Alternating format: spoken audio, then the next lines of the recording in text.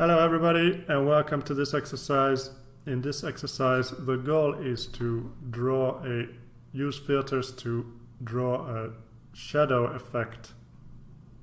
If you don't want any hints, then pause the video now, but if you want a hint, then keep watching.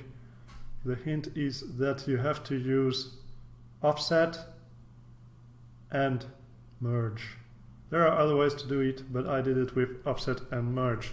So the solution is coming up in a moment. Pause the video if you want to try it yourself.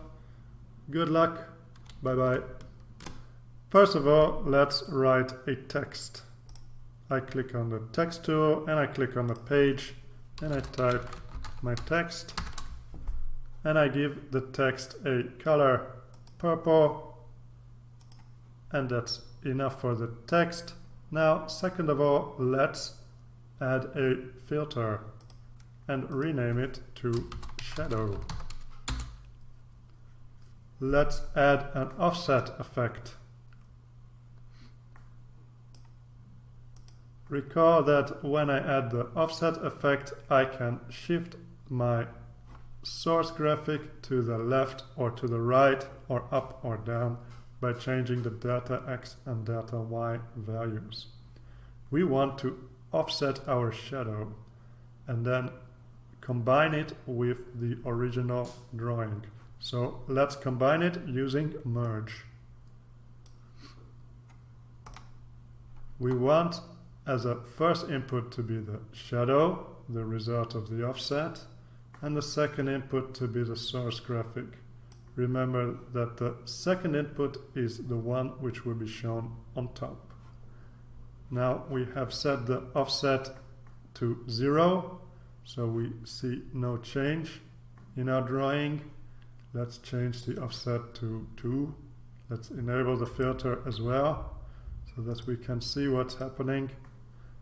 As I increase my offset, I see that the shadow moves to the right and down. Let's make our shadow black. In order to do that, I'm going to use a color matrix. And I'm going to add it, and I'm going to move my color matrix above merge and below offset so that the first input is the shadow of the first input of merge is the result of the color matrix. Let's modify our color matrix. We can change the parameters in this matrix so that we result in a black and white image, but we can also use saturate, which automatically converts the image to black and white, and in this case converts the purple pixels to black pixels. Let's zoom in a bit. I'm going to zoom in on the selection, and here we have our shadow.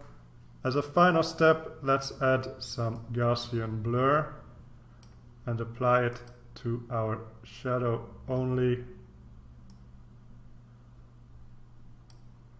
We want the output of the Gaussian blur to be the first input of the merge, and here we have our result. One last thing is that the the bounding box is cutting off the bottom of the shadow, and we can fix that in the filter general settings by increasing the height dimensions. Thanks for watching. See you in the next exercise. Bye bye.